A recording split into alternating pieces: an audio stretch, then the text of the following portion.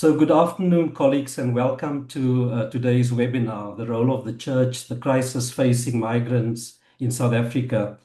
My name is Ivor Baatjes, and I'm the Executive Director of the Canon Collins Trust. It's an organization with over 4 decades of history supporting postgraduate scholars across Southern Africa and who are in pursuit of social justice and ethical leadership.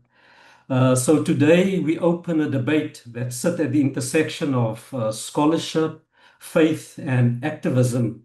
And we are grappling with the role of critical religious studies and scholars and activists working within this particular area of study, and who have played an important role in the moment of crisis. And at the moment, we are all exploring how this crisis facing migrants should be understood, what lies behind it, and how religious communities are called upon to respond to it.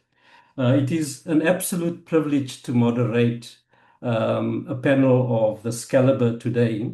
And to open, and before I introduce our two other speakers, I would like to open our conversation and offer some background and context to this particular event. And I would like to hand over to Bishop Paul Verryn to do that for us. So Bishop Verryn, can I hand over to you to say a few words?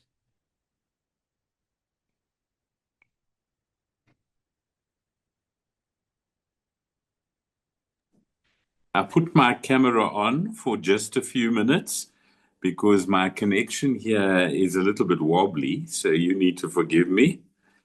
Let me begin by saying thank you to Ivor for organizing this webinar. I've been working with Ivor in terms of trying to get different universities around South Africa. Next week, we'll be speaking to universities in Zimbabwe. We do have Wesley House and Notre Dame universities in the UK and the United States that we have begun to speak to, and also to the cultural attaché at the Iranian University.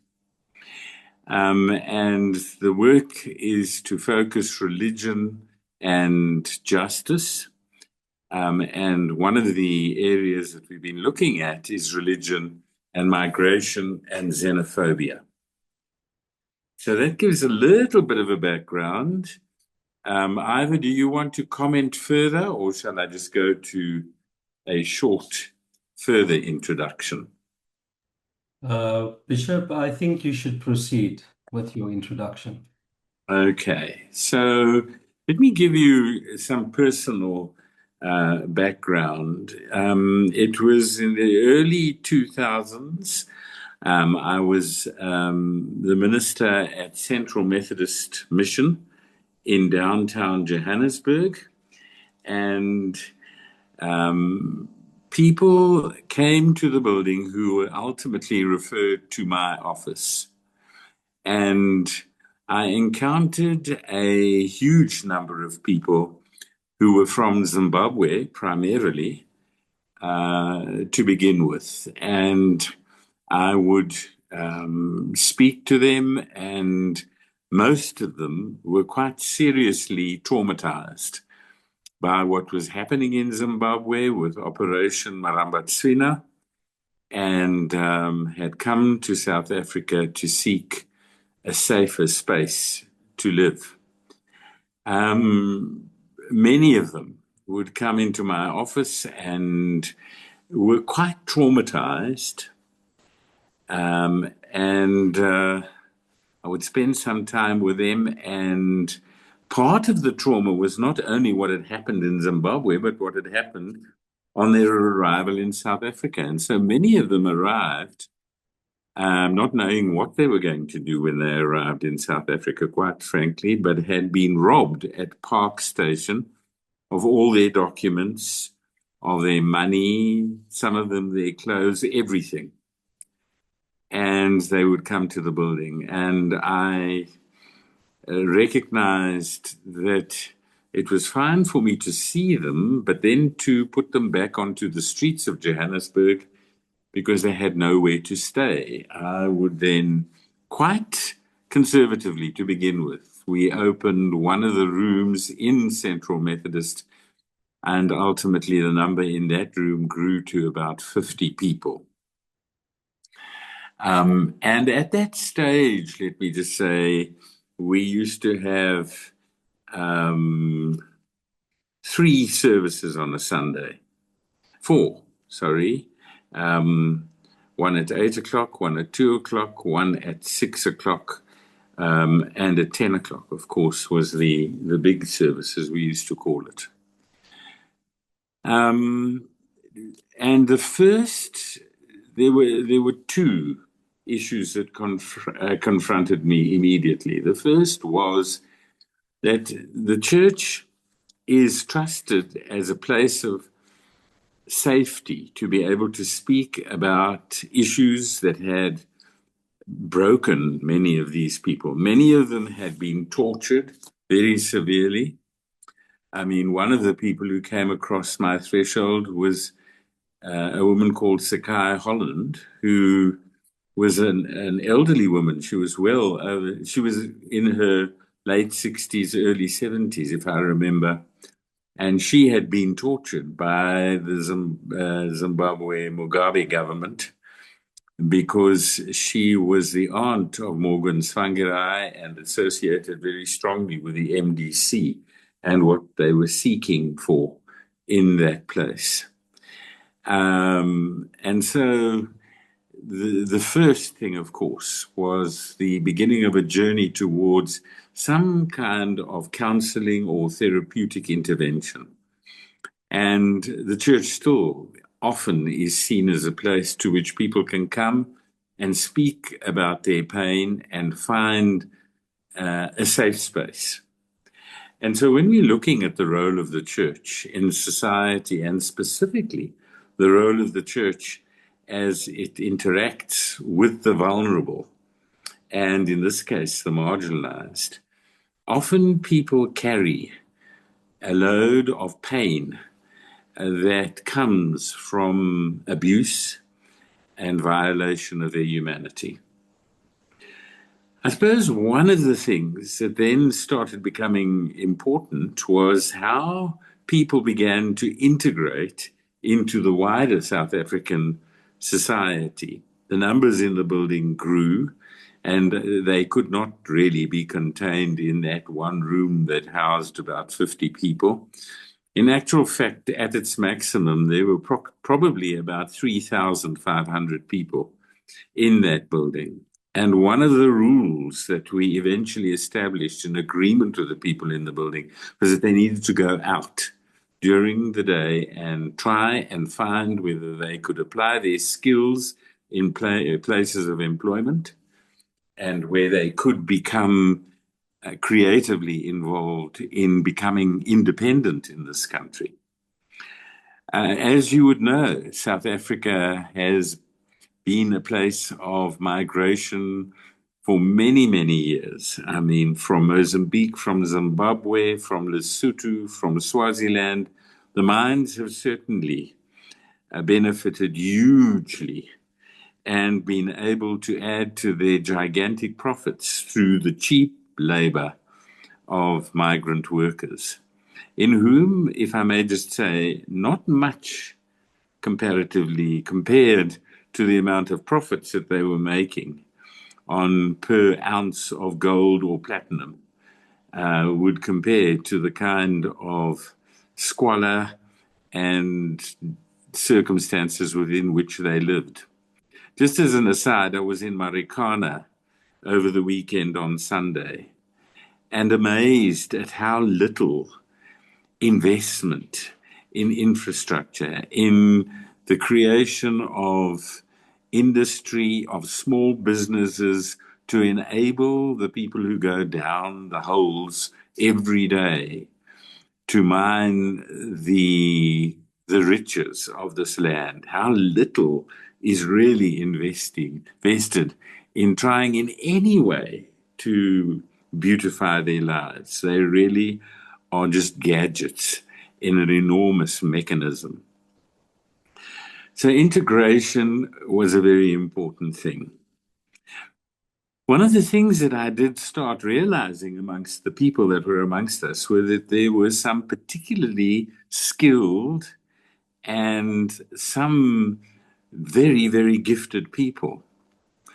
Besides being introduced to another part of Africa that I really knew very little about, having foreign nationals, and it didn't just eventually stick to Zimbabweans. There were Malawians in the building, there were people from the DRC in the building, there were people from Rwanda and Burundi, and even some Somalians in the building. One of the things I recognized is that I was sitting on a gold mine of intellectual capacity. And to give you a small illustration, they closed the refugee camps on the 6th of July, on the 5th of July, 2008.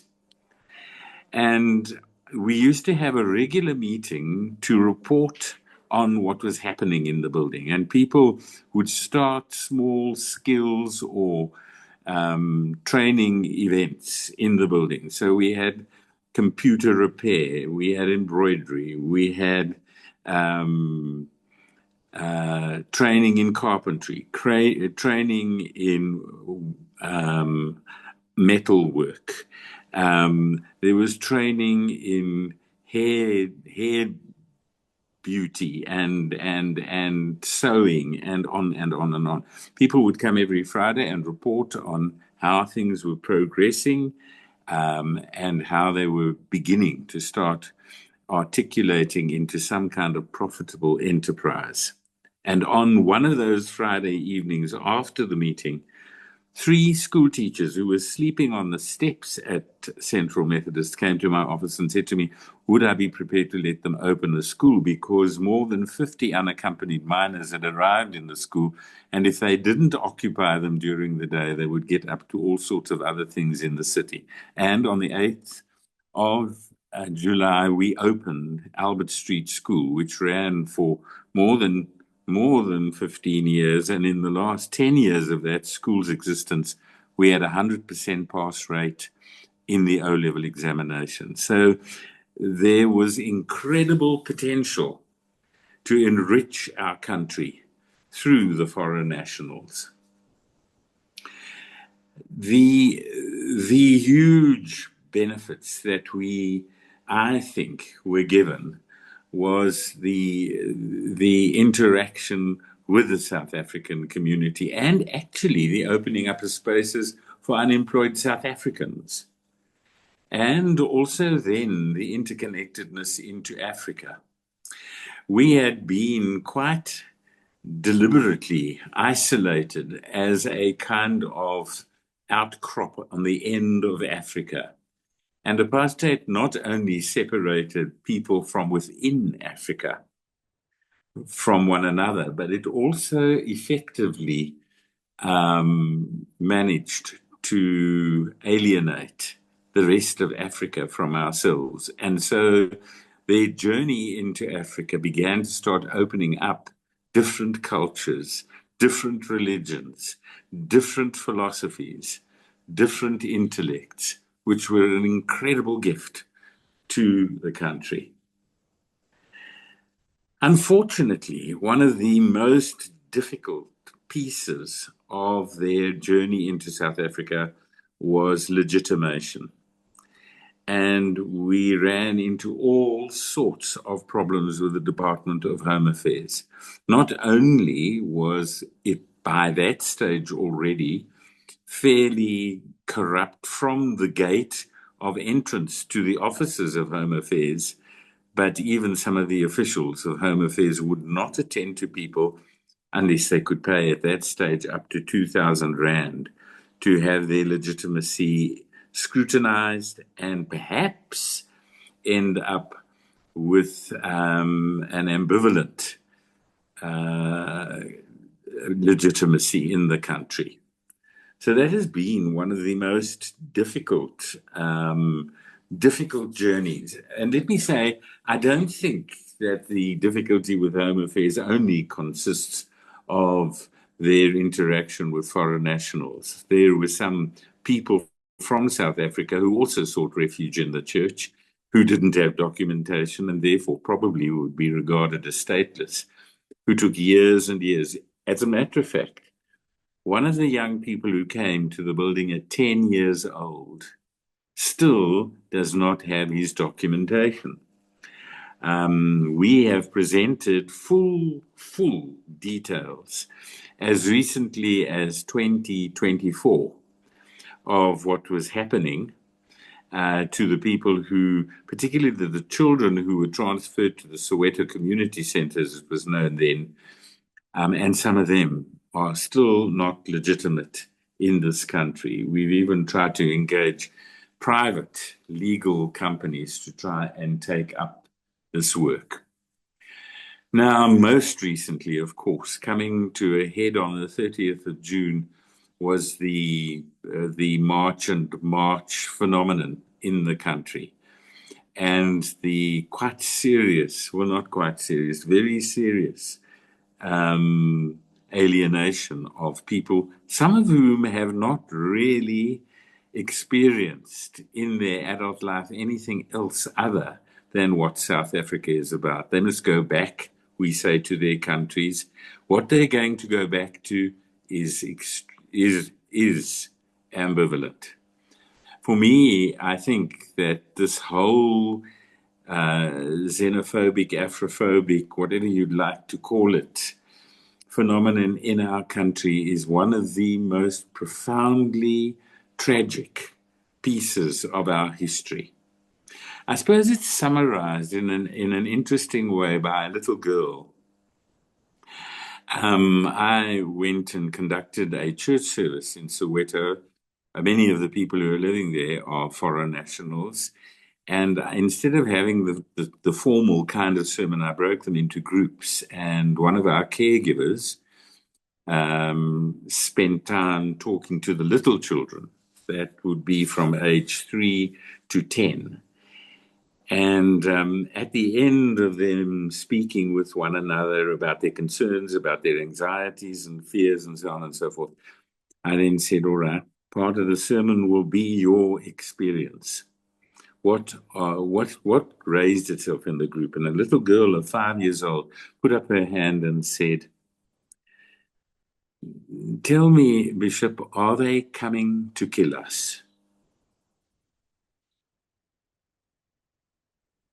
And I thought, for a 5-year-old to be struggling with a threat to her life like that leaves a dreadful legacy on the identity of the South African nation as a whole. We cannot ignore the very real other issues that we have in this country, like poverty, like unemployment. Much of that tragedy relates to greed, corruption, and arrogance. And so from the point of view of church, we have some very serious soul-searching to do so that this narrative can begin to transform. Maybe that's a good place to stop. No, thank you very much, Bishop. I think thanks for sharing that story with us and all these examples. I think it's setting the stage for what is to follow in our conversation. But I just also want to acknowledge all the hard work and effort that you have been putting in, both as a scholar and an activist.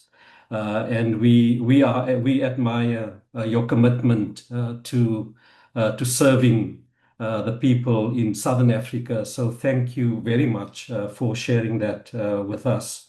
What I want to do now, colleagues, is just to introduce our two speakers for today.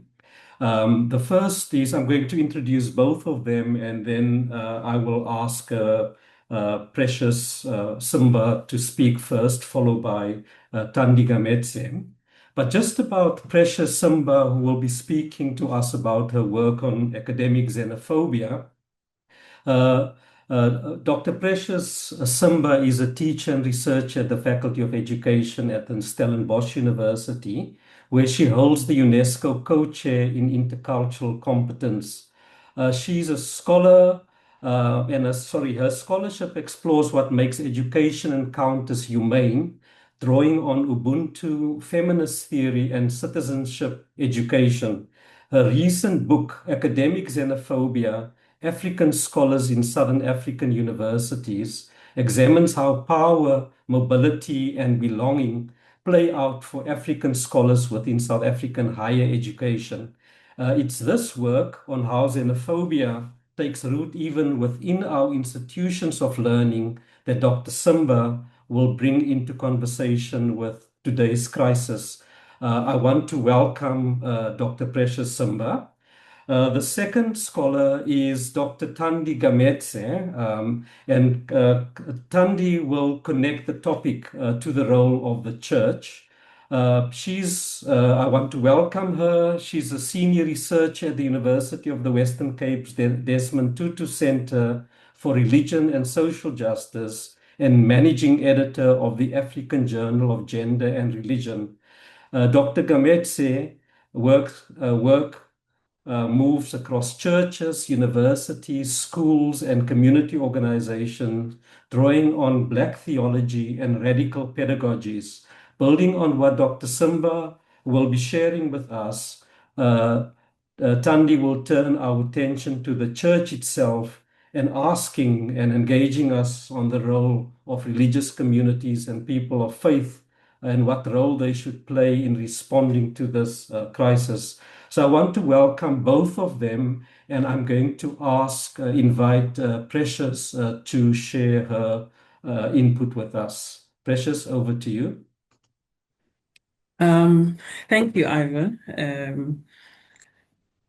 Good evening, colleagues. Thank you for this opportunity to come and share some reflections from this cloud that we currently sit under, as well as the work that I and some colleagues have been doing, and hoping we can have a conversation after.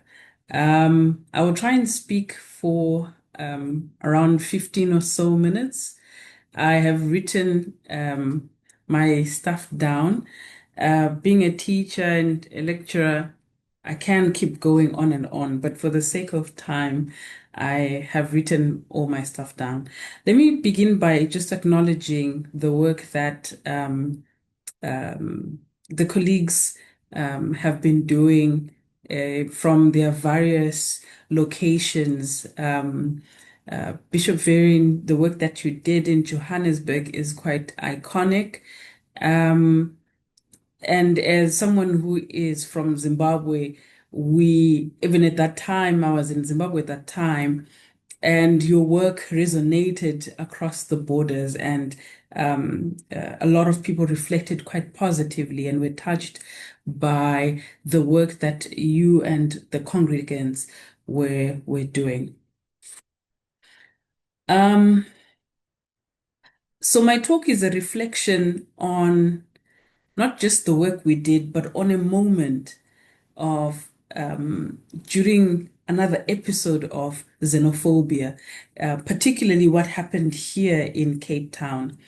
But this moment is just a reflection of what was happening across the country. So even though I'm talking about what was happening in Cape Town, it might as well be what was happening in Johannesburg, what was happening in Durban. It can also be what was happening at Belfast, is around about that time, a lot of xenophobic iterations were pouring out. So I will read. I want to begin with the weather. Christina Sharp writes, the weather is the totality of our environments. The weather is the total climate, and that climate is anti-Black, close quote. I believe that the weather we're experiencing this side of the Atlantic here in the Western Cape is this same thing that Christina Sharp is articulating. But as I begin, I also want to touch on weather, not as metaphor, but real weather. And so I go to Cape Town the weekend of the 28th this year, June. As you may remember, it was winter. It rains in winter here. And the rain had settled onto everything: clothes, blankets, cardboard boxes, bags, plastics, and all those thin places where people had tried to make shelter out of almost nothing. Outside the Zimbabwe consulate in District 6, the pavement had ceased to merely be a pavement. It became a waiting room, a border, a temporary home. More than 1,000 Zimbabweans were there in the rain in that weekend. First of all, they were not knowing what would become of them, their families, and their small bits of goods that they had managed to gather. They managed to salvage a little bit of their belongings wrapped in cellophane tape as protection against the rain, against the weather. They waited in the weather. Waited, then moved to promises of being processed and eventually being bussed from that location to another, with promises of being bussed again to quote unquote home. I say home in quotes because, as we all know, as anyone who has migrated, you will know that home takes on different forms. Home is the place that you live, that quickly becomes an idea. Home is the place that you find when you can begin and to craft a new hope for yourself. Home is sanctuary. Home is a place of dreaming. Home is that sweet by and by, that one day is one day. And for migrant bodies, home is never one thing. And so the people waited to be ferried, quote unquote, home.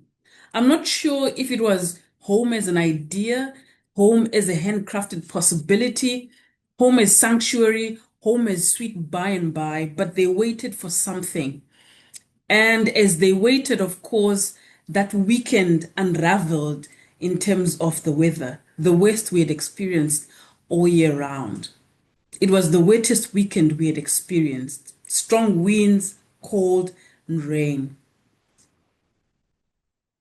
Thousands of people passed through that site. There were children, there were families, there were infants, and there were people who had reduced years of their lives in South Africa to little compots that looked like pods from a distance, all laid across that one building. The media was there. I was there. Most of you, I believe, you were there. We watched, we witnessed the reduction of families to commodities in need of some sort of beneficiation, of processing. I kept hearing that word. They're going to be processed, like they do with diamonds or coal or cans or bread. Yet again, people became things that can be processed. Cameras were raised, phones.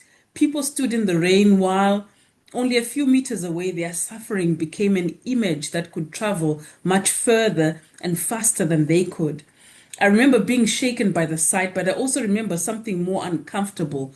I watched, and I believe many of you did. We all watched. I watched myself watching.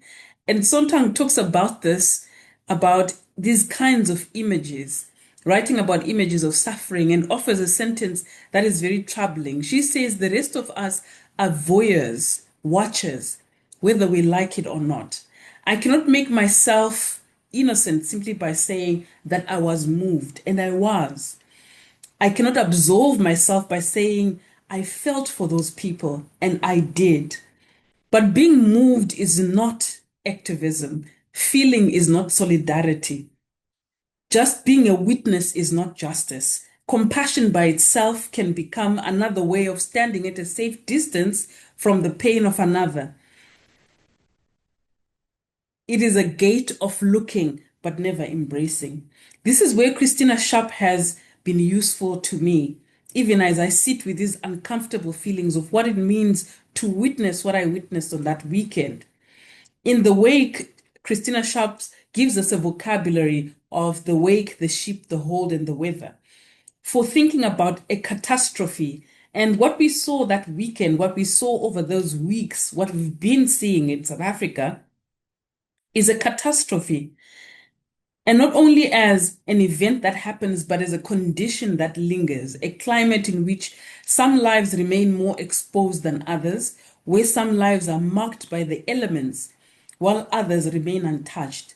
And my brothers and sisters, colleagues who are here on the call, what we were witnessing on that pavement was a human-made catastrophe. But perhaps more troubling, we were witnessing several moral and ontological times occupying the same ground in this constitutional so-called democracy, speaking the language, which speaks the language of dignity and equality, while African bodies were once again made precarious, removable, publicly available for suffering and of no consequence. So I asked myself a question that day in Cape Town. Not only what is happening in the rain, but what kind of weather makes a pavement outside a consulate thinkable as a place of refuge, as a place of home? A slanted pavement, if you've ever been there, that overlooks on the one side the cold grandeur of the Atlantic, on the other side the majestic presence of the Table Mountain, and yet it remains itself uneven. And I think it speaks to a greater precarious existence that is not just here in Cape Town, but the Black condition throughout South Africa. So the weather there is political, it is social, and indeed it is theological. So what does the church then do when hatred is no longer episodic, because it is no longer an episodic eruption, but a climate? And this is what takes me to the research that we did over a period of 2 years, starting in 2023, ending in 2025 with a book project. We did a study across the 26 public universities in South Africa, where it was a narrative study where we spoke to academics from African countries. And it was so difficult to delineate, even to state, as you need to do with research ethics, who is the participant? The participant is an African academic. How do you define an African academic? Well, we wanted Black academics from an African country, but that also implicates those who are South African. How do you delineate? And we kept ruminating over this over and over, but that difficulty intimated something that has happened within the South African higher education space, which is where our study is situated. Something happened a few years ago, and I'll talk about it in the ministerial task team in 2019 that was asked to look into issues of transformation within the higher education space. I will link that moment in Cape Town to what I'm talking about just now. And this task team was asked a simple question. Why is it that over 20 years after the democratic transition of South Africa, the academy remains predominantly white? What is it that needs to be done for transformation to begin to happen? And that task team, I don't believe they were being malicious at all, but they made a distinction in their categorization of the numbers. They categorized Black, South African Black, and African Black. Now, it was a simple category and in a simple report that began to inform policy. But what has happened since that report is that then it gave a language of this separation of one Black over another. And it built a language that we're now seeing that has become increasingly xenophobic. So xenophobia is easiest to condemn when it behaves badly on television, where we see violent iterations of it. And in South Africa, these violent iterations are very episodic. We can almost judge in a few years, we know one wave will come after another. In Southern Africans' history, we know that, as Bishop Verryn has just articulated, it is part of our tinctured history. We recognize these waves as they come and go. This is what we call spectacular xenophobia. It is a xenophobia that announces itself. It is violent in very physical ways. And because it announces itself so violently, it offers the rest of us a dangerous moral comfort. It allows those of us who have never lifted a stick to imagine that xenophobia belongs to somebody else. But xenophobia, as we have shown in our work, has quieter registers. Xenophobia is a postdoctoral writing retreat at an international university in South Africa that says only South African citizens can apply. Now, for people who remember apartheid, this sign should give chills, and yet it is very present in a lot of institutions of higher educations. Xenophobia now, it can speak bureaucraties, it can speak academies. Xenophobia can chair a committee, it can be a form to be stamped, a file that never moves, and a permit that expires while institutions continue to shrug where a person should go, as Bishop Verryn has already shown us the effects of that.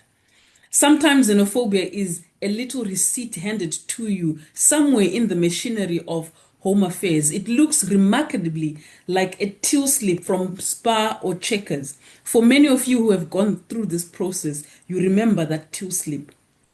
It fades just like any other till slip. It can get lost just as easily. It carries a reference number and a barcode. Except this time, what is being processed is not a lot for bread or a carton of milk. It is a human life being made administratively legible, numbered, tracked, permitted, delayed, being made into a good, a thing. And this is where xenophobia starts to infiltrate institutions. It is no longer violent, it no longer carries a stick, but it uses institutional apparatuses to render people invisible and to remove people from the category of human to things. I wish I was speaking metaphorically. Like I said, if you've ever gone through the Home Affairs system, you recognize these receipts. You recognize the moment your life was taken, your identity documents, and you were reduced to a receipt. A receipt you need to defend when you cross a border, why you don't have a passport, but your life is marked by a piece of paper that fades. And it is here that xenophobia starts to take on new, insidious, and lasting iterations. We see it creeping in grammars and languages and narratives of South Africa first, of where people say, we're only asking reasonable questions here, growing our own timber. It looks respectable, but it is still xenophobia. And I need to make a careful distinction here, because every country has immigration laws that it is mandated for the benefit of its people to keep. But we know how these laws then they can become blurry, and they are used and weaponized in order to render certain lives insignificant. So where the spectacular says mabahambe, or people should go, the more insidious form of xenophobia, the everyday, says you can stay but do not settle. And that distinction then brings us to the work that we did. We wanted to understand the experiences of Black African academics working across the South African universities. And we wanted to ask them, are they insulated by their education? After all, these are people with doctorates, these are professors. Surely they must be insulated from the everyday violent iterations of xenophobia. And what we found was xenophobia has infiltrated to the very place that we call sacred. For many of us in higher education, xenophobia is a real thing.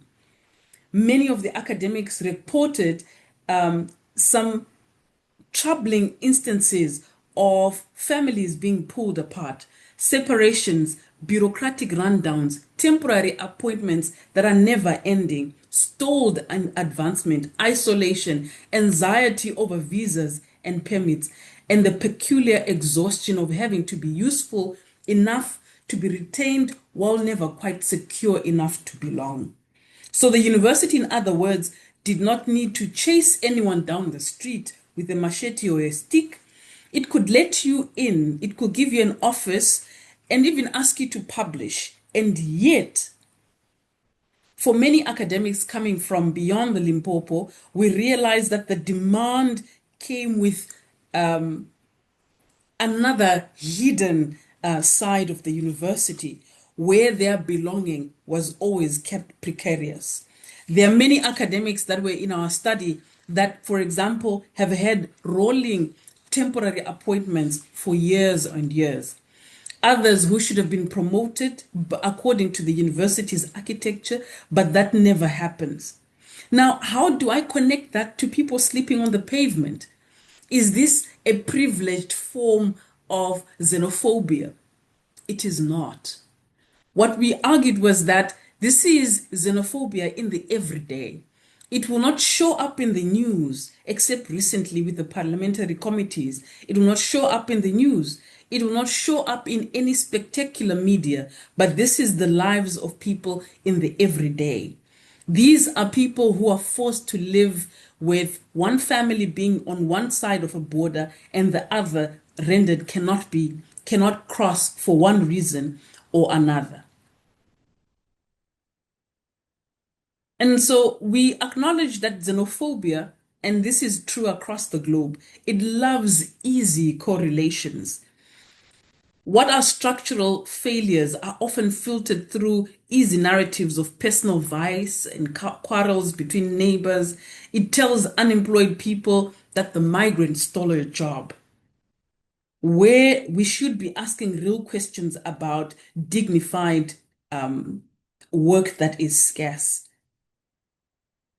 And so in our findings, we begin to see these forms of what we call new forms of xenophobia that are unfolding within the university. It is a xenophobia that teaches us who is us and who is not. And it is a form of pedagogy. Why is that important? Because it is at the highest echelons of institutions that frame the existences of many people where these things are being embedded. A quotation in our book that lingers is one that says, the post-apartheid university is constantly inventing new forms and new categories of otherness, what Sarah Ahmed would call regimes of strangeness. And so the spectacle of xenophobia comes and goes, like the ebbs and flows of a river or an oozing wound. But what remains is this more insidious form of xenophobia that latches onto institutions of care, institutions of government, institutions of education, and unfortunately, institutions of religion. So what is the role of the church under such a climate? Well, I want to begin this part with gratitude because churches have opened their doors and we have seen this time and time again. I remember one year when we had an issue with NSFAS at this university and many students who had traveled across the country because many parents cannot afford to come with their children on the first day of university to settle them in. Many children were left stranded with just a bag and nothing more. It was the church right here in Kamandi that opened its doors for the young people to be accommodated. And yet again, when the new forms of xenophobia, the new episodes, let me say, of xenophobia this year ensued, it was the churches, it was religious institutions, let me say broadly, that open their doors. And we continue to see this. I was in Belfast a few months ago, and there was an instance of I wouldn't call it xenophobia, but anti-migrant movement. And it was the church again that was at the forefront of the response. And so the love of Christ we see has been indeed shared and shared broadly. I can say that the material matters. Is my time running out, Ivor? Yes. Okay, I'm going to wrap up just now. I can say that the material matters, but it is not enough. There are 5 things that I would recommend for the church, and I speak here only as a layperson. I'm not speaking as one who is ordained, but only as a sometimes scholar. How do we respond to these atrocities of the spectacular kind and also of the everyday kind? The first one, sanctuary, is important, of course, both literally and metaphorically. It is important, second, to name it. Accompaniment is also important. I've since learned of this culture of welcome churches. Self-examination is also important.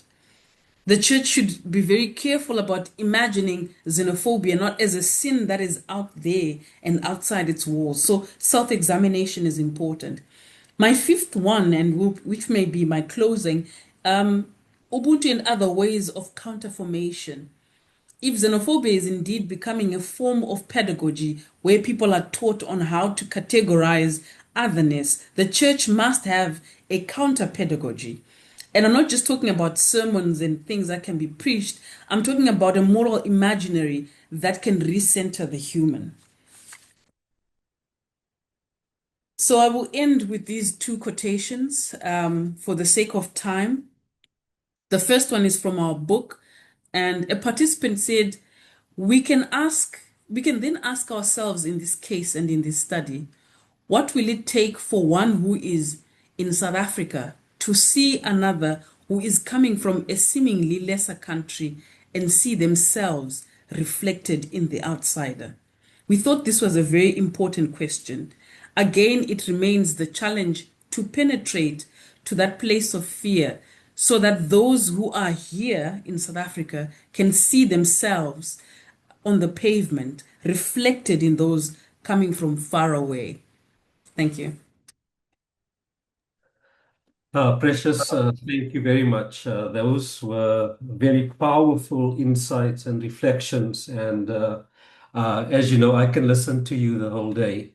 But thank you very much for your contribution. I'm going to beg you to please put those down on paper if you can, type it up so that we can have it written down and share it with our colleagues. I think it's an important contribution that you've just made. So thank you very much.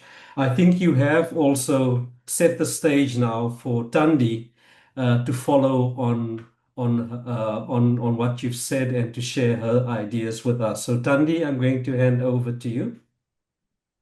Thanks so much, Ivor. And yeah, thank you for that, Precious. There's so much to grapple with and think about from what you said. And I'm grateful to be in conversation with you. And just going to time myself to, because I haven't written things down. So just to try and make sure that I stay in time. But just to say up front, been trying to grapple with this issue for some time and to wrap my head around it with various other people. And I think this is really something where a lot of South Africa's issues come out and are seen and are made visible in full force. And so I really think it's something that will take all of our intellect, all of our emotional capacity, and all of our resources to address. There's some really deep issues here that we need to be thinking about. So I'm going to share a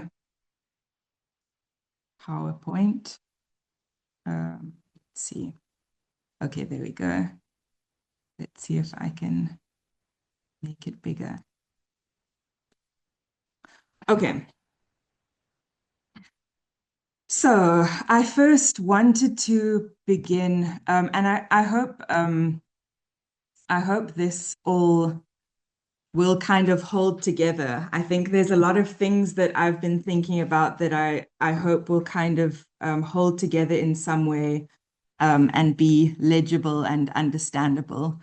And I hope it adds to the conversation. So I wanted to start by recognizing the important work that is being done and that has been done. And I think, many people have reflected on the room to improve and where the church's response could grow and could get better. But we've seen the church step up here and in previous iterations of this kind of violence. We've seen the church step up in humanitarian response, various statements and expressions of solidarity with immigrants, donation of food, clothes, toiletries. We've heard about buildings being opened up to house people and to provide sanctuary. I know in Cape Town there's been various modes of advocacy for local government structures to step up and take responsibility.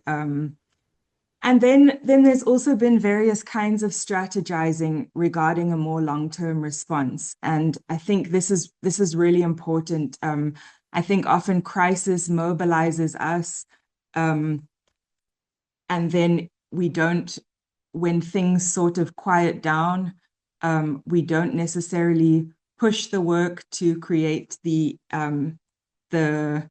conditions to make sure that this will never happen again. And I know many people are trying to strategize around this currently. So I hope this can continue. So I'm going to be kind of, I think, aiming this talk a little bit more at thinking about the long-term change that we need to be trying to do. So I pulled this quote from a reflection from the 2008 xenophobic crisis by Verryn, and some of his writings have been really helpful for me in this time as well. But he was kind of analyzing some of the response, and I think there's some resonance with some of the response that we see today.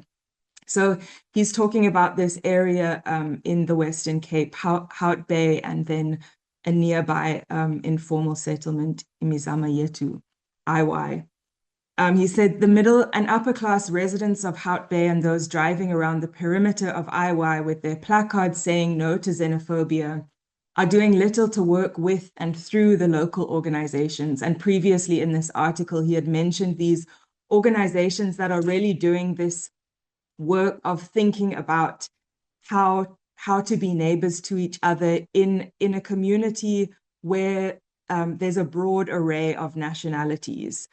So they are not supporting the slow, less visible day-to-day work of those who actually live and organize within a context that recognizes that neighbor will have to live with neighbor, that the message of love and tolerance will find little traction if it is not accompanied by a political struggle against the structural violence that places vulnerable people in situations of poverty and inequality and leads them sometimes to do awful things to each other.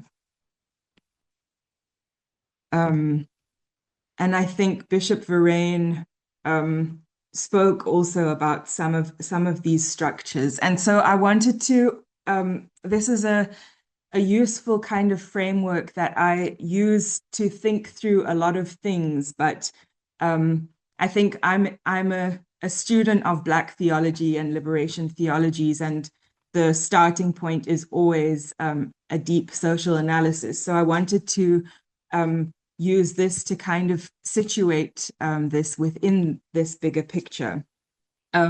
So in this image, the pyramid represents the kind of structuring of society and the hierarchization. There's many people at the bottom of the pyramid, and these are the people upon whose labor this whole society is built and who it kind of stands on. And then the people at the top of the pyramid are those with enormous amounts of wealth and privilege and power that benefit essentially from this pyramid and the way that it makes wealth flow up to them. And so this obviously is a hugely unequal representation or hugely unequal situation. And so I think this such a situation is held up by various mechanisms. Otherwise, it wouldn't function because it's so unjust. But you have on the left-hand side what I'm calling the ideological status quo apparatus. So these are all the mechanisms that uphold this status quo through ideas, discourses, religious ideas. So you can see the representation of the media there, these media narratives, these narratives in books and in sacred texts. They operate through churches and various other religious institutions, schools, the family. And then on the other side, you have the repressive status quo apparatus, which kind of comes into play when these narratives fail and people start to question and push against the structures of the pyramid. And that's when the military and the police and all of that repressive force comes into play to keep people in line. And so this is kind of how this pyramid is held up. And so I think within this situation, I think as we all really recognize so much of what's going on is happening towards the bottom of the pyramid amongst people who are very vulnerable, vulnerable people initiating violence towards other vulnerable people. And so I think this bigger structure is really important to keep in mind, because I think in terms of the role of the church over the long term, there's significant work in upending this pyramid, because I think while it's very easy to condemn, as Precious referred to it, these these spectacular events of xenophobia. These structures are being held up across the board by our institutions, universities, schools, churches. And so I think we need to make those things visible if we actually want to really challenge this thing. I think the thing of identity has been mentioned, and it feels really key in this moment and in this crisis. And our identities are shaped and produced by our histories, our apartheid and colonial histories, the creation of these colonial borders, these various narratives about nationality and nationalism, etc. And I think what has been so disturbing is the way that these identities are mobilized in times of crisis. Some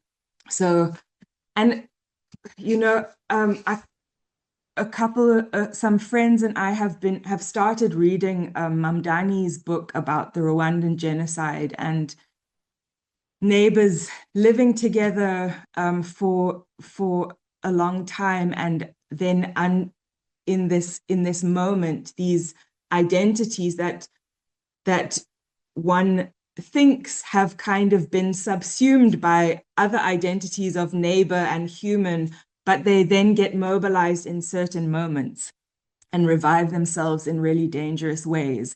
And so I think it's really important to recognize the ways that these identities are produced and reproduced. And I think Steve Biko's quote, I really love this quote for many things, but really he talks about the socialization of apartheid. Born shortly before 1948, I have lived all my conscious life in the framework of institutionalized separate development. My friendships, my love, my education, my thinking, and every other facet of my life have been carved and shaped within the context of separate development. So really just that, drawing attention to the various institutions and the socialization of these different things that we live within and the way that they shape our identities, our friendships, our love, all of these things that we don't always recognize. Emmanuel Katongole is a priest, Catholic priest from Uganda, and he writes a really great book, The Sacrifice of Africa. And he really works with this idea that all politics are about stories and imagination. And who constitutes a foreigner is rooted in a particular story or imagination about how the world is structured and who belongs and who doesn't. And Katongole also says that the church is perhaps the best placed institution to create new stories and new imagination regarding these kinds of identities. Precious talked about this idea of counter-pedagogy and this formation of different moral imaginaries. But in order to do this, the church has to first reckon with the role that it plays and has played in the prevailing and often violent stories that we live with and that produce these things that we're talking about and trying to think about. So I wanted to pull out this passage, which I've been thinking with over the past a long time, but it's been particularly present in this moment. The Jubilee passage, which is in Leviticus 25. And it's a passage of scripture that is drawn on for its radical vision for addressing inequality and addressing injustice, because it speaks about these quite incredible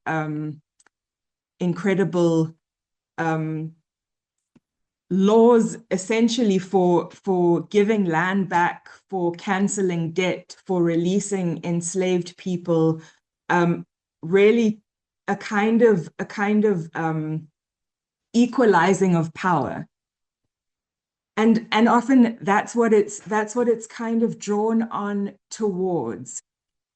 And yet within this radical vision hides this very violent discourse, which is often kind of brushed over as we talk about it as a passage of liberation. And this is an example of that. So this is from that chapter. There's a piece that says, "As for the male and female slaves whom you may have, it is from the nations around you that you may acquire male and female slaves. You may also acquire them from among the aliens residing with you and from their families that are with you, who have been born in your land, and they may be your property. You may keep them as a possession for your children after you, for them to inherit as property.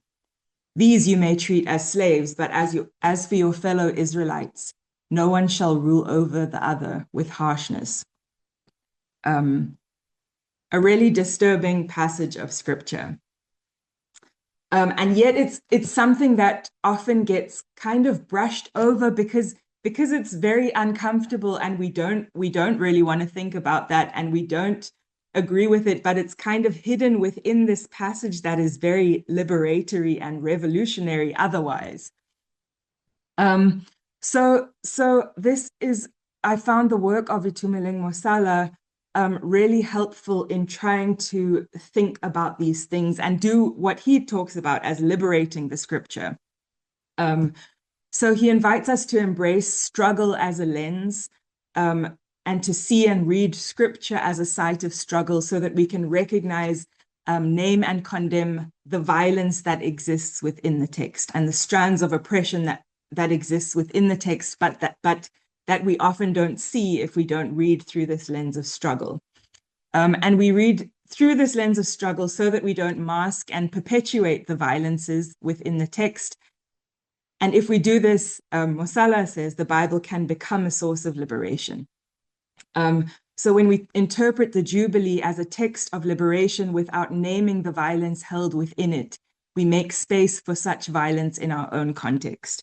And I think Jesus himself did this work of appropriating and liberating the text. If you see the way that he quotes from Isaiah in Luke, he doesn't quote the full thing. And if you go back to the passage that he's quoting, it also has these kind of elements of violence. So by kind of refusing those pieces and quoting the liberating aspects, he appropriates and liberates the text towards this vision of justice.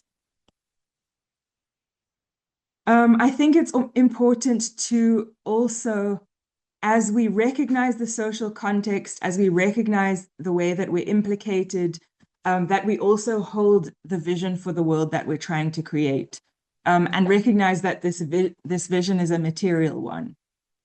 Micah talks about this idea of everyone will live in peace and prosperity, enjoying their own grapevines and fig trees, for there will no longer be anything to fear. Isaiah 65 talks about they shall build their houses and inhabit them. They shall plant vineyards and eat their fruit. They shall not build and another inhabit. They shall not plant and another eat. They shall not labor in vain or bear children for calamity. And I think these things feel so contextual because, you know, people build in this country, people build houses, build huge houses in Camps Bay, and then go back to the informal settlement that they live in, and they build houses that they would never get to inhabit, plant vineyards whose fruit they never get to eat. And so the materiality of this vision, I think, is really important to keep front and center. And then this is the last slide. Really thinking about the role of the church. I mean, I think these pieces have already been speaking to some of this, but wanted to just also make some of these points. So I think recognizing our work as moving things towards this holistic vision that Jesus puts in front of us, that he advocated for in his own life and ended up being martyred for. Advocating for the structural shifts that will make such a vision possible, and then supporting those already doing the work, particularly those that are most affected by these structures. And I think Verryn names that in his quote, and I think Clint LeBrains did really wonderful work about this, how as the church can we come alongside those that are already doing this. And then really this work of challenging these constructed identities that can so easily be mobilized in these moments to justify violence. I think the work of the church is in many ways the work of storytelling, the work of narrative, the work of constructing these new realities, prophetic imagination. And I think we need to be challenging these constructed identities with this prophetic imagination to create more humanizing imaginaries. Biko also talks about this idea of giving the world a more human face. And then mobilizing and organizing so that we're ready for the times of crisis. So those who are have really been involved in the humanitarian response, one of the things that they've noted is that we're actually not ready for these moments because these networks are not set up. So I think that's the work that we need to be doing throughout. We need to not think June the 30th is over. And of course, I mean, this thing is ongoing in a very visible way, but we need to, I think, be doing the slow work of justice. And then, so when these crises happen, we can respond from a place of legitimacy in ways that are just and humanizing, because we have been doing the humanizing work all along and resisting the logic of the pyramid that I spoke about before. Thank you. I will end there and pass back to Ivor. Thank you. Yeah, no, thank you very much, Thandi. Very insightful, very deep thinking. So thank you very much. We don't have a lot of time, and I hope that people would be okay to stay on perhaps for an extra 10, 15 minutes, because I do want to give people a chance to to ask some questions or comments. So please raise your hand if you want to want to say something or ask a question. Thandi and Paul and Precious are here to respond.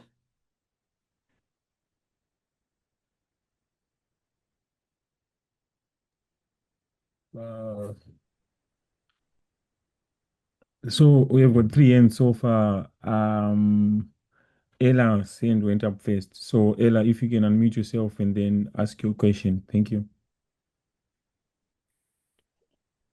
Thank you so much for giving me this opportunity.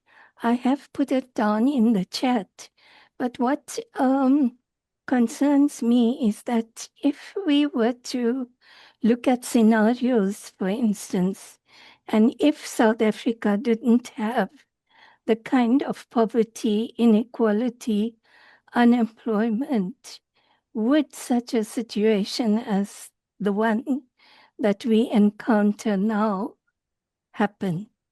That's my first question. The second question is that, often the church has to look at, especially the churches that are located in the townships, amongst the people who are struggling, who are unemployed, and who are struggling with poverty. Now, those churches have to listen to both sides of the story. They have to listen to the people, the migrants who are here. They have to also listen to the community that is suffering. And it makes their task even more difficult, because how are they going to respond when they are unable to respond to the local reality, the needs of the people themselves, when they are unable to respond to that situation of poverty and inequality and unemployment? How then would they be able to respond to the problems that the migrants are having? So whilst I am very sympathetic and I feel that we actually have to be, more accommodating and so on, I also feel two things. Number one, that the manner in which the migrants are treated is absolutely unacceptable. People cannot treat other people, any other human being, the way migrants have been treated in the past few months, and in fact in the past few years, because it constantly comes up and then it sort of subsides, and then again after a few months it comes up, and that's been going on for the last decade, I would say, if we look at the situation. But the point I'm making is that there is a need for a better, dialogue amongst all of us in order to arrive at a situation where we can look at how a long-term solution can be found, how we can look at living with each other and yet also taking care of the local population in South Africa. So that's my feeling about it. Thank you. Shall we take, I'm just going through the hands as I see them. So I have Edwin, and then Yoliswa, and then Shinta. Those are the 3 hands. Do you want to ask your question or comment? And then I will hand over to our speakers to respond.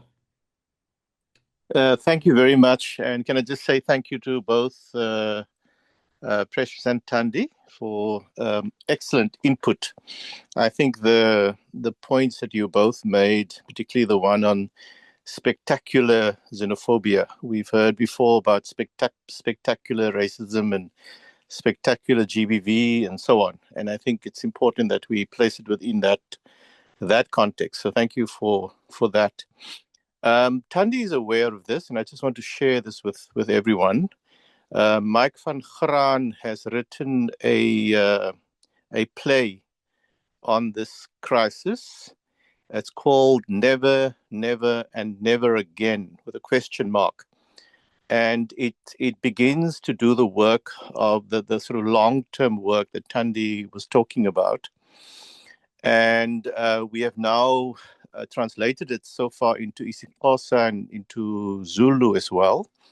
But hope that we can translate into all the different languages in South Africa and then take it to township conversations. And so I just want to make people aware that there's a resource available and it's being translated, and we hope to begin to have these conversations across the country. In fact, we're going to start here on 2 September and 3 September here in Hermanus, and learn some lessons from that, and then pass it on. But there is a possibility of doing this everywhere, and the text will become available in different languages for people to use. You can train this for 5 voices. You train these 5 voices, and you do it, and you facilitate a conversation. So that's what we'd like to offer for now. Thanks. Thanks, Edwin. We will record that and send it out as part of the post webinar note to everybody. Yuliswa? Yeah, thank you for the space and everyone who's spoken so far. I might be all over the place because there's questions and also reflections, and I would declare that based on what Precious just shared, I'm also questioning whether my inputs fall in some of what she's problematizing. So I'm thinking there's probably 2 things. I'm working in the activist space at the moment. I'm here in my personal capacity and the work of social justice, but I am with the Siyafana Sonke campaign, but I'm not representing them here. Sorry, my mic dropped. So there's 2 thoughts that I'm thinking about. One is there's hard xenophobic sentiments that I think we all feel assaulted when we hear or see, and well, I won't say all, but like people that are in this call at least, I think, feel something at our core for being that is being affected when we see that happening. So there's hard xenophobic tendencies that ignite a fighting spirit within all of us to just reject it outright. But equally, I'm aware that majority of the people that we are dealing with here are living in precarity. And as already has been said right now, we all know that the violence of poverty that majority of South Africans are living under is actually at unbearable levels. So I'm wondering to what degree are also that those groupings really finding solidarity in Match and Match, because there has not been a realistic alternative that has emerged through where their blights are felt. And I'll connect this to, which is, I think, posing a challenge to all of us as to like that solidarity building work that's urgently required. But obviously, I'm not denying the psychic remnants of apartheid on all of us that cause us to racially categorize each other. And I'm not excusing xenophobia at all, but as a policy worker as well, I'm thinking, have we not maybe not understood how open migration has actually had a double impact on the poorest of the poorest communities in this country? And yes, we can explain it through socioeconomic challenges, we can explain it through capital, and we can explain it through government failure. But in terms of the impact, who actually is carrying the impacts of I don't like using the word, but irregular migration, and as a result, that has probably ignited. So it's a policy that's not been well managed by government, but that has had the double impact on our communities that have not seen justice, feeling that it's double injustice for them. So there's something there that I haven't quite worked out, where for me it's it's not xenophobia, but it's coming through as xenophobia. It might be, scholars might tell me it's xenophobia, but I just think there's a policy issue that we are not capturing correctly, which is about migration policy, just, humane, even when you're a proponent of open border for a country that is not capable of that policy. Thanks. Thanks, Shaliswa. Can we take the Shinta's question or comment? Shinta, over to you. Thank you. Thank you both for your inputs. Very interesting. I think for me, the what comes to mind is that if we kind of treat this as though it is a legitimate movement, then we're answering questions that don't quite that have not been asked, for instance, because we know that the people at the bottom are not even the ones who are driving this. There's been all of these articles written on some of the people that are leading this march to march, and they are spending and whatever, and the fact that we don't know where the money is coming from. So all of the analysis for me kind of falls short when it's not addressing the fact that this is not an organic movement. Because even if we were to look at, for instance, migration numbers, South Africa is not the only country on the continent with high migration numbers. People move. In fact, some of the key sites of migration on the continent are West Africa, East Africa, and then Southern Africa. All of these countries have regional bodies that allow for easier movement amongst their member countries. So the issue that South Africa is somehow more kind of dealing with higher migration levels doesn't quite track for me. And we see that in other African countries, which are even poorer, lower per capita GDP, lower national GDPs and whatever, people are not attacking other people to the same degree. So it's like there is something more, and some of it is like the impact of colonialism and the fact that there's a lot more violence in this country, and you cannot address violence against foreign nationals when you haven't addressed violence against people in general. The high rates of violence that men, women, children suffer in the country. So I don't know, for me, I feel like we are jumping several steps forward before we can there is a lot of healing that needs to happen, because this resort to violence in South Africa is not, you can't miss it if you there's no group that can miss it if the violence continues to be such a key aspect of life in South Africa. Thank you. Thanks, Shinta. Precious, I'll take another round of questions, but can I just ask Precious and Thandi and Paul to respond to any of these comments and questions? Precious? Yeah, I think those are some interesting provocations. To the first one, let me just say, and I'll try and say this as quickly as possible, two things that I will raise. We do have the capacity to cry twice. That is to say, we can acknowledge the catastrophe that we're seeing is experienced by migrant families, and we can at the same time also look at the disenfranchised South African who lives at the edges of cities and the prosperity in quotes of the nation, and hold those two together. There is no one that is more saintly than the other, right? The second thing that I would like to say is that I think poverty does not automatically produce hatred of migrants, but we can say that high employment or poverty provides a rich condition in which xenophobic sentiments are easily taken up. Like I was trying to intimate in my when I presented, is that where there is depravity, the xenophobic sentiments become easily believable because they make these easy correlations.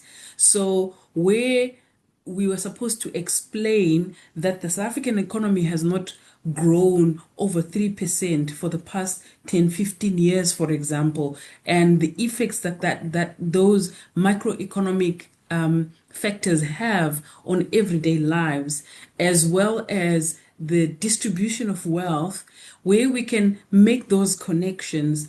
And one person comes and says, "You're poor because it's this poor." I'm sorry to say this in front of religious people. This motherfucker in the corner here with the shop is the one who's making it all worse for you. That is easily believable. So it becomes this tinder that explodes.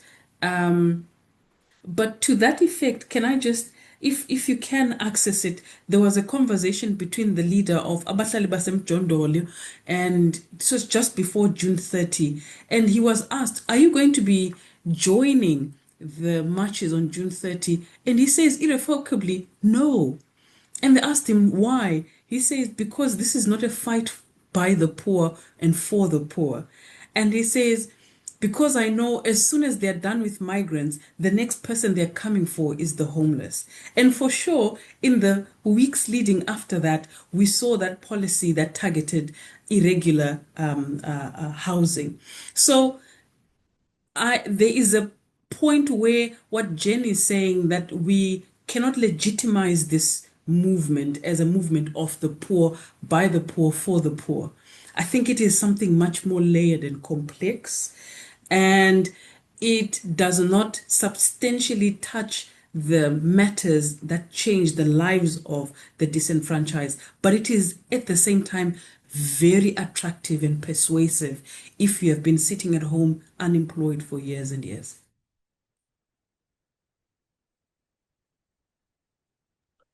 Thanks, Precious. Thandi? Yeah, I won't say too much. I think that's great, but I mean, yeah, absolutely. I think there's the work before us is so vast, as a country, but obviously within the world as it is right now. And I think what someone said, I can't remember who it was, but the violence, the vast violence of this country, and how no one is untouched. And I think, I mean, I think our history of colonial violence and apartheid violence has made this possible, and the current context of violence, for it to be mobilized against those coming from outside.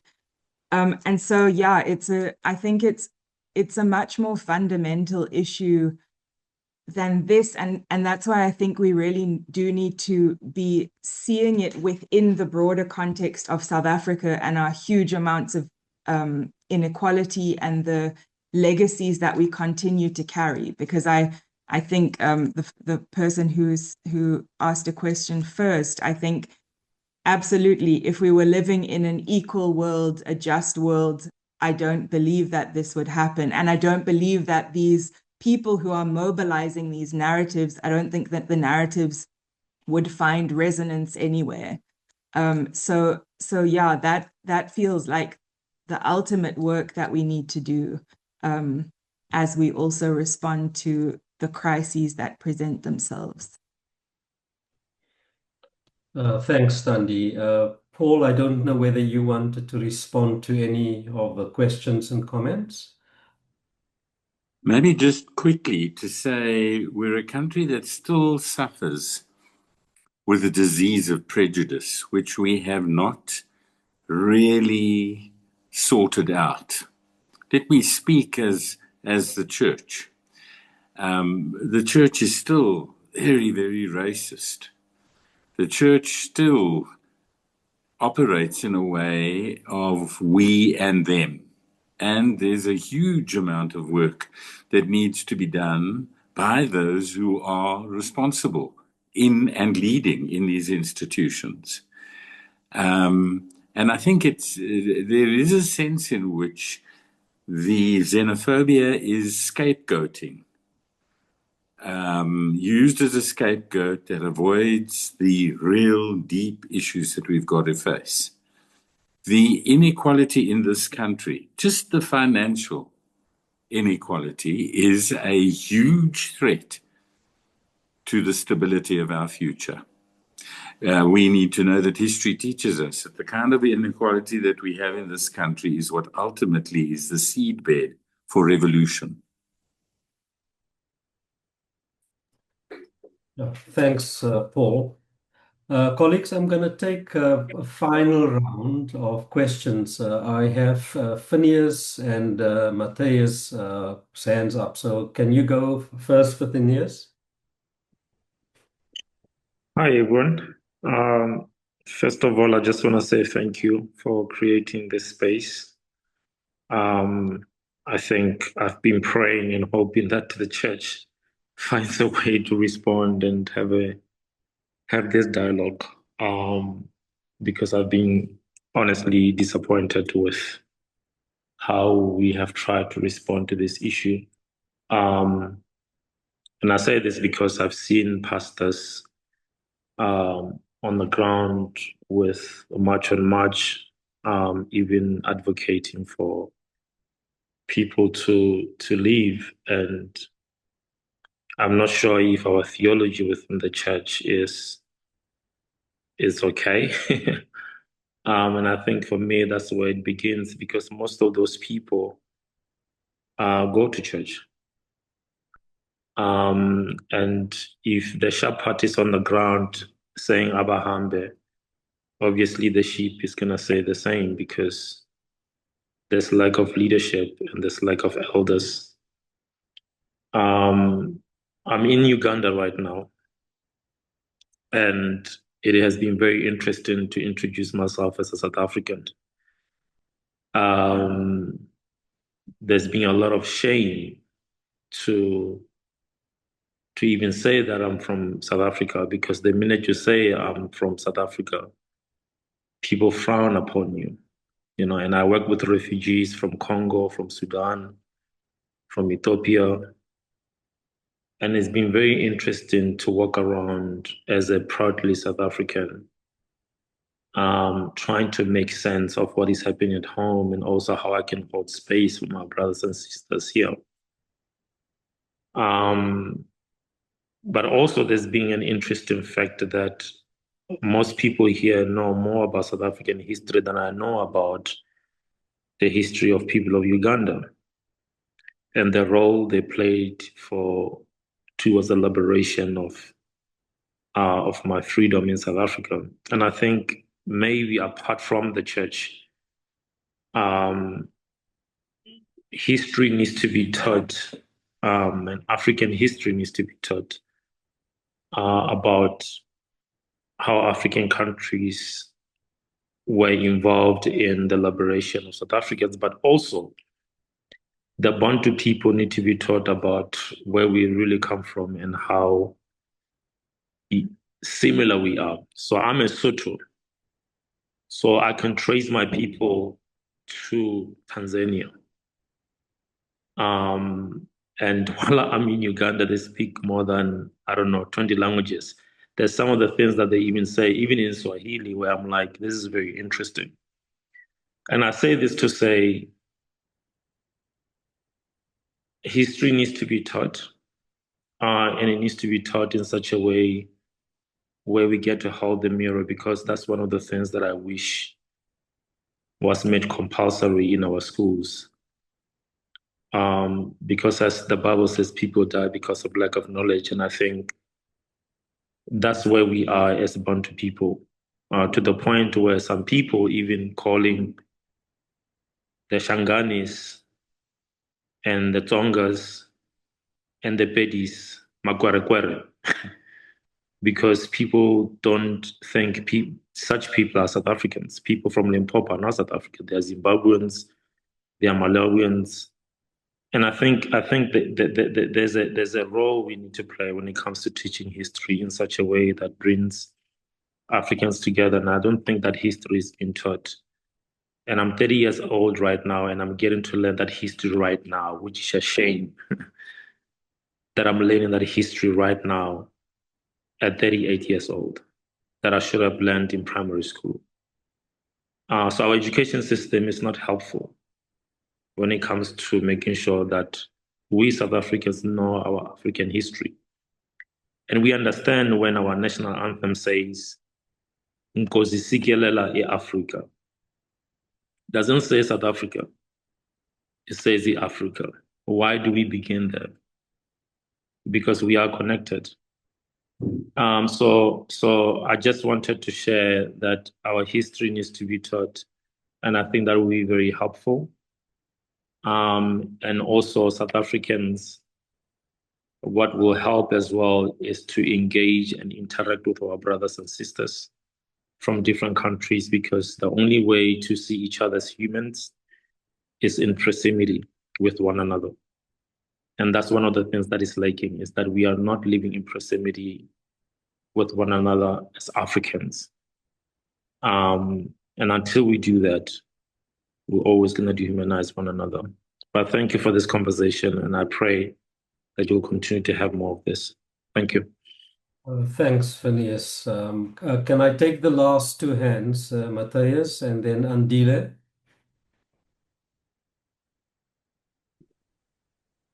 Yes, I hope you can understand me. I'm Matthias Buchholz. I'm mission partner from EMK World Mission from Germany and MCSA here in South Africa. And I would like to add just some things, some thoughts. I think we can all agree that immigration is not the root cause of xenophobia. It is one result among many of mismanagement, corruption, and the big gap between rich and poor.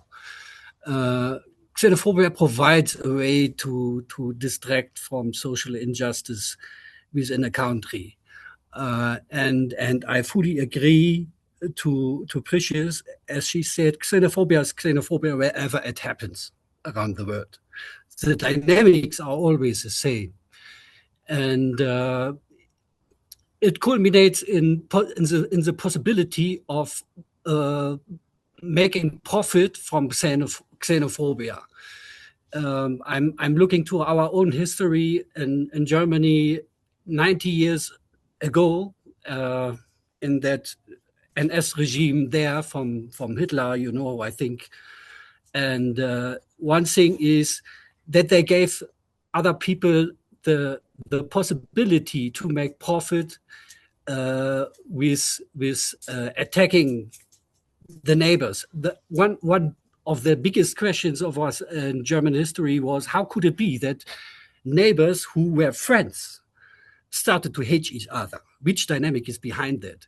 And one is giving the opportunity structural, as a municipality, as a government, or whoever has power to do this systematically. That neighbors are starting to hate each other because they're foreigners or whatever.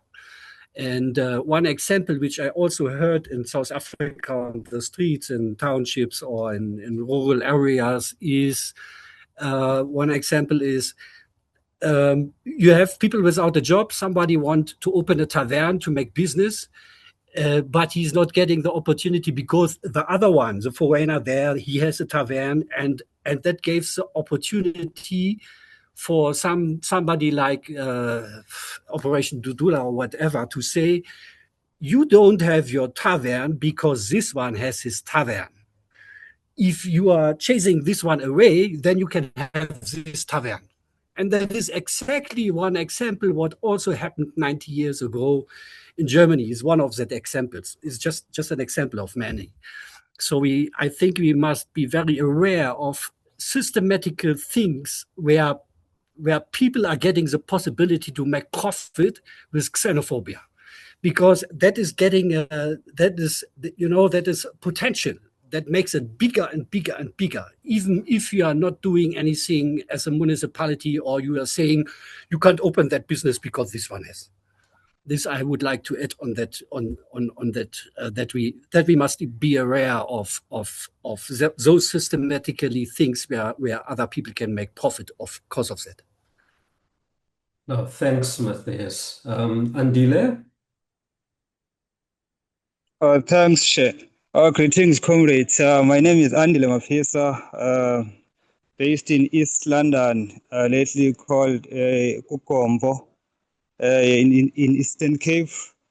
I'm an agroecology practitioner, social activist, community mobilizer, and organizer as well, working on a Zavalaza Pathways Institute.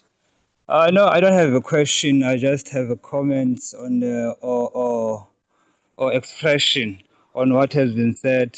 And let me firstly give thanks to the presentations that have been made, and they are eye-opening. No, I just want to comment on the Thandi's presentation. In because quotes that says it says it all. So when he said I have lived all my conscious life within the frame of institutionalized separate development. So my thinking, my love, my everything, my every facet of my life has been shaped and curved. So it says it all, because the masses of South Africans, we are, being taught by the mainstream media, the liar, that we have foreigners, we have refugees in this land, in South Africa. And that's we are taught that we are queries, we are squingers, we are these foreign names, because there is no one who is foreign in this planet. The only foreign is the terms that we're given by the capitalists, by the slave masters. Because when you look at this, this xenophobic behavior in South Africa, they know that people here, the masses, they trust the TV, they trust the television, the radios they listen to. So the media is telling them, no, there is the much and much, every day. So now, even the people that they do, they don't believe on what has been taught, even if you don't want to see that, but if the person that you trust the TV, so they know that people, they're gonna manipulate people through through TV, because the media is the mind controller. So that's why you're seeing this, because people are angry now. People have been waiting for too long, and now they are angry, and now they are angriness. So they pointed at their brothers and sisters who happen to be born in other borders of the country. So we are Africans. We are human. Being on this planet. There is no one. There is no foreigner in this planet. So that's what that's all I wanted to say. Thank you. Thank you very much, Andile. Before I'm going to bring the conversation to a close, can I just get some final responses from Thandi, Precious, Paul?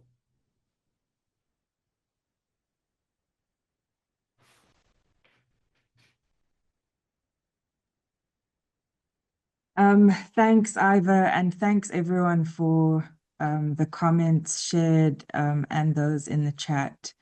I think that there weren't necessarily questions, more comments, and yeah, I think I really appreciate hearing from those. And I think those are things we need to be taking very seriously and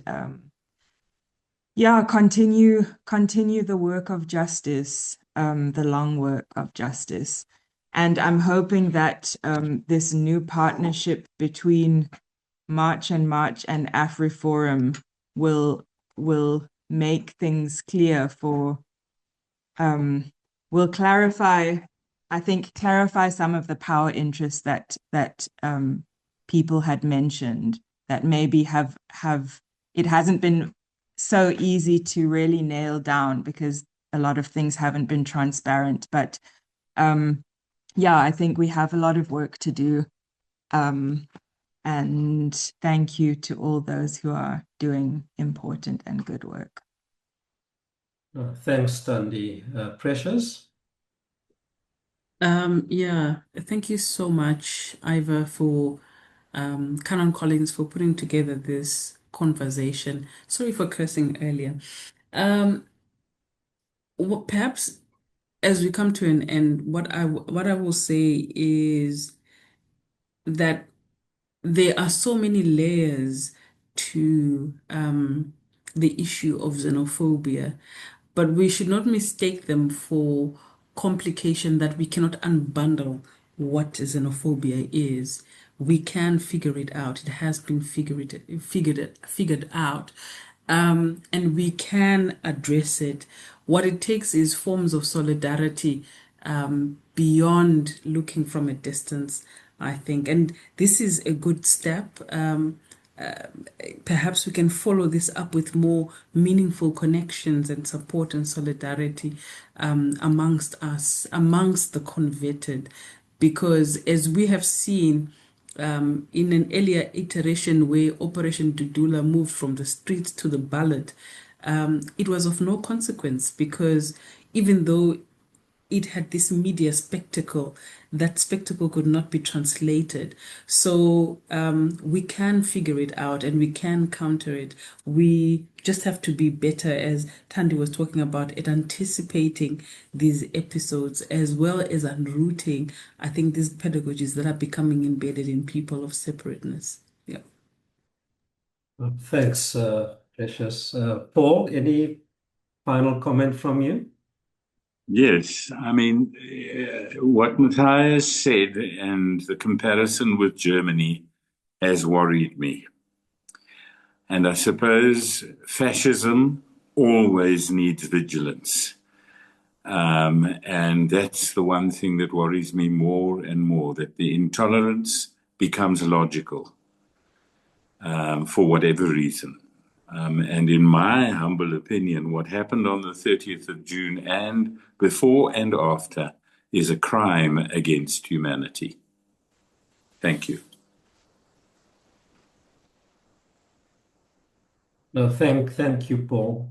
Colleagues, we will have to bring this conversation to a close now, but I just want to point out, I think there is one message that I do want to highlight, is the one from Yuliswa, because she is connected to Siafana Sonke, and I happen to know that they are probably the most active social movement at the moment countering the xenophobic attacks. And there's a lot of organizing happening.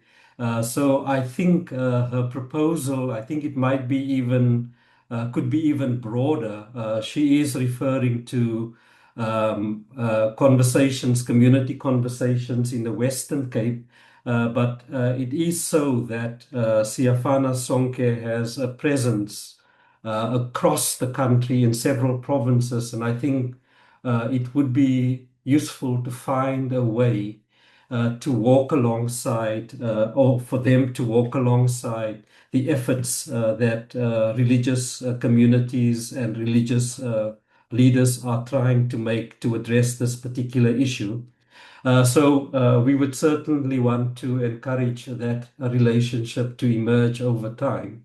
But colleagues, just to say thank you to everybody, to Bishop Paul Verryn, to Precious, and to Thandi for this depth and honesty and courage that they brought to the discussion. And I think they have all helped us to understand that this crisis is not an abstraction, but it is something lived, something that is urgent, and something that call each one of us as scholars, as activists, as people of faith to respond.